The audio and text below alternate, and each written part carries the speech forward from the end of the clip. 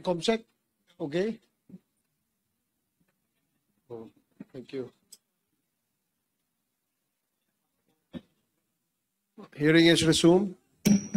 So please, Comsec, please proceed, Congressman Vargas. Thank you, Mr. Chair.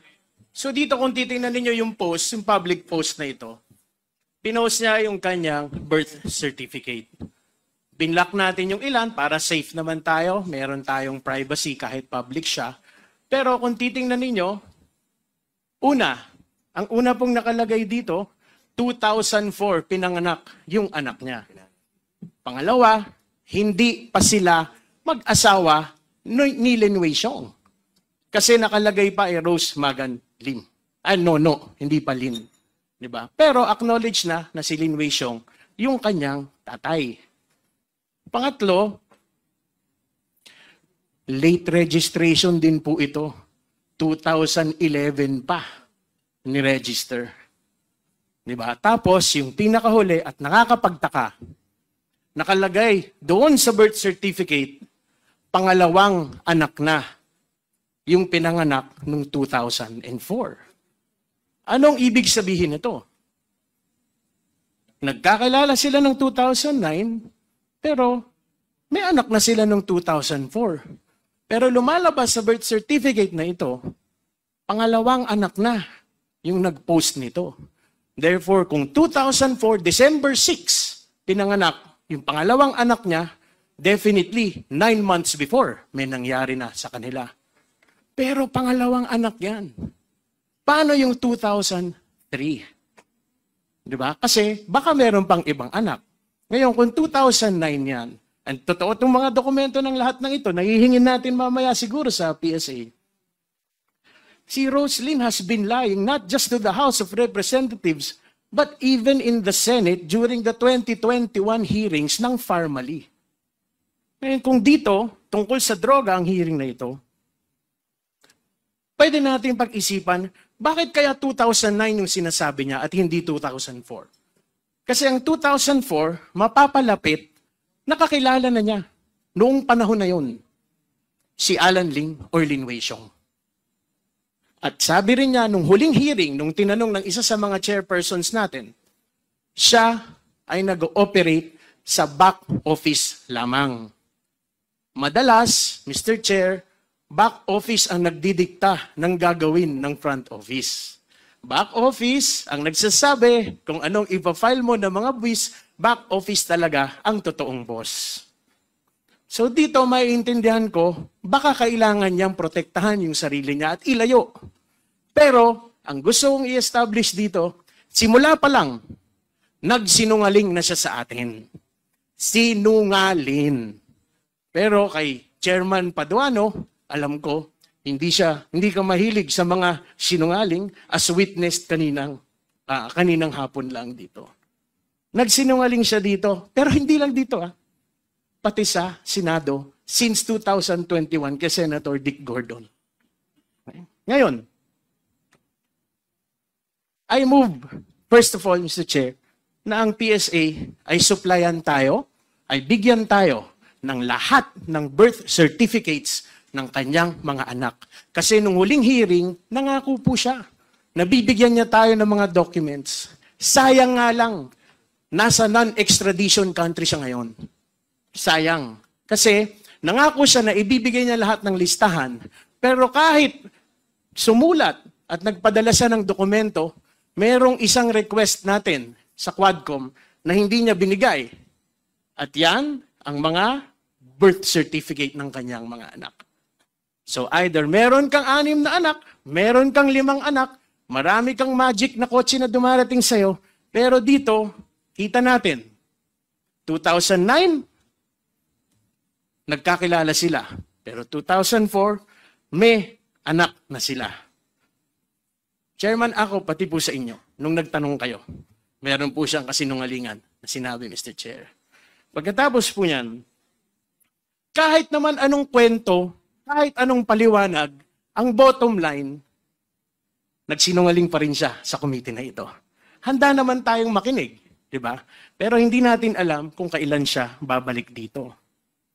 Taas dito naman, dahil nga tungkol ito sa drugs at malaking krimen ito, sa totoo lang, makakasama pa yun kung gusto mong linawin ang pangalan mo na nagsimula ka ng kasinungalingan na. Makakasama na yun.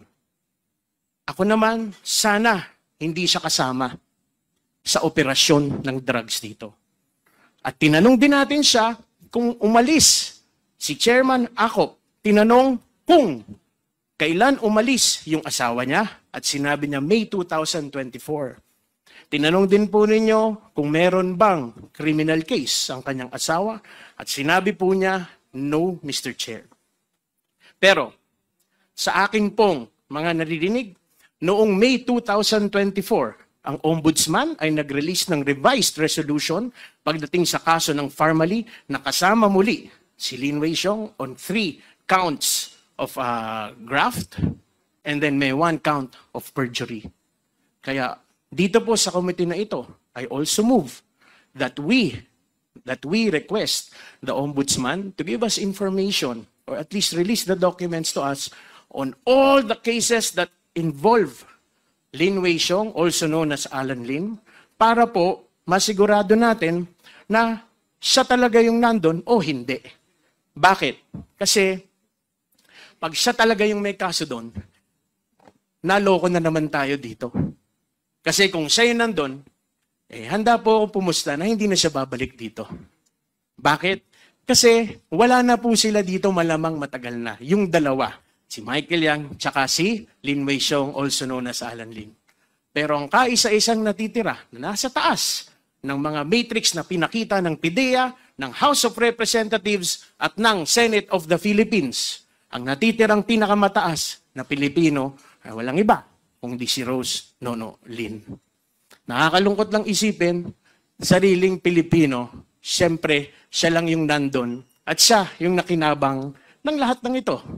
Bakit? Sinabi din niya mismo sa Farmally na lahat ng kinikita ng asawa niya, kung bigyan sila ng anak niya, wala namang problema doon. Pero kapag ang kinita mo ay galing sa masama at sa krimen at nakinabang ka, hindi ba't parang kinonsinti mo na rin yun?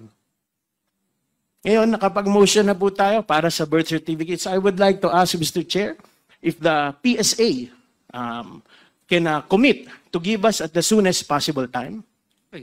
Mr. Chair, the PSA will submit the birth certificate as directed by Congressman Vargas. We will submit the documents as soon as possible. When is as soon as possible, sir?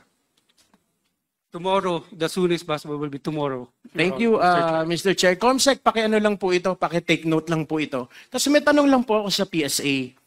Sa PSA po, meron po ba kayong record kung ang kahit anong dokumento ninyo ay pinalitan, minodify, tapos linear po ba siya? Mr. Chair, yes, this is found in their database through annotation. So kunyari po may annotation nga, pinalitan, for some reason biglang pinalitan, malalaman po ba natin yan? Mr. Chair, yes, it is. If it was reflected in the database or if it has undergone the judicial process or the administrative process. Kung ganun po, what are the circumstances na hindi siya madidetect? It cannot be detected, Mr. Chair, if the information was through fraud, was obtained through fraud in source, meaning it was falsified from the start. Okay, because the last thing we want is nag-post yung anak niya, tas iba yung lumabas na official sa PSA. 'Di ba? And sa nakikita ko, ano ba ang requirements ng isang late registration na birth certificate? Your Honor, Mr. Chair, we have amended right now the policy on Before the po, registration. Mr. Chair, before. Bago yung amendment yung nagkagulo ng ito. Because, to be honest with you, the birth certificate sounds very, very familiar from a person named Go Haping. Bakit? Kasi kahit yung address kung saan nanganak, pinapuntahan namin at tinanong namin, walang address din na ganun. Tapos, kung sinasabi ni Ms. Rose Nono Lin na matagal nang may pera yung asawa niya, wala naman po tayong problema kung midwife ang nagpaanak Kasi mahal natin ang mga midwife at sa katunayan may mga programa tayo para sa kanila. Pero madalas sa mga bilyonaryong alam ko, sa ospital sila nagpapanganak. So meron din pong mga ganong discrepancy. Ngayon, for the PSA, we need to know kung tinamper ito. Why? Because dahil lumabas ito, baka mamaya na-anticipate na ito at na-tamper. And we just want to know na authentic talaga ang makukuha namin ng mga certificate of live birth. Diba? So, dalawa lang po ulit, Mr. Chair, to recap. Kailangan natin makuha yung birth certificate para mapatunayan ito. Nagsinungaling ang ating Filipino counterpart ng mga matrix na lumabas sa 3 ahensya. At ang pinakahuli po dito, kailangan ma-verify natin kung totoo nga na ang ombudsman ay isinama na si Lin Wei Xiong doon sa kaso ng Pharmaly. Yung kaso kung saan during the pandemic, hindi na po 15.8 pero nagtototal na ng 46 point something billion pesos ang nakuha nila ng 1 taon na kontrata dito. Mr. Chair, thank you for your indulgence. I now concede my time to the committee. Thank you. Very short. Please make it short, Congressman I Ortega. was supposed to interpolate Rose Nonolin, but just to add to the points of the Honorable PM Vargas, she also assured this committee that she will appear in this hearing and the other hearings that were supposed to be scheduled. Yun lang po, Mr. Chair. Okay, Thank you. Thank you. We take note of the observation of Congressman Ortega and Comsec. Please make sure that the next scheduled quad hearing invitations to Rose Nonolin and who else? Sino pa isa? Lin Wei Xiong. But he's already out of the country, right? So just to Rose Nonolin Mr. Chair, will be issued. Yeah. si Rose Nonolin promised us that she will deliver the invitation to her husband in this committee. Yeah, I remember that. Yes, I remember. Thank you for reminding me.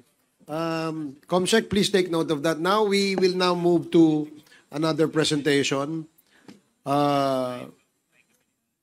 Senator Trillanes, Congressman Acop, may I know the basis for the invitation that we sent to Senator Trillanes for today's committee hearing?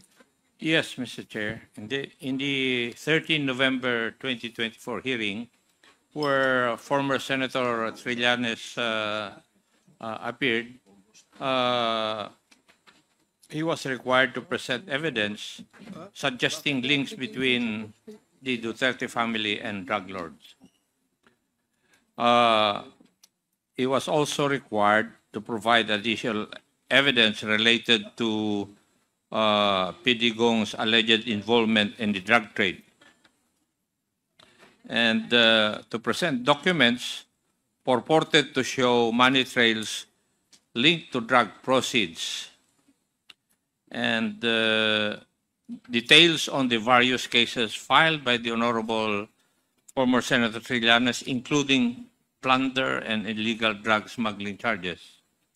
And last but not the least, Mr. Chair, bank documents linked to former President Duterte. Thank you, Mr. Chair. Thank you, Congressman Acop. I just would like to ask Senator Trillanes, how many minutes is your presentation, more or less? Mr. Chairman,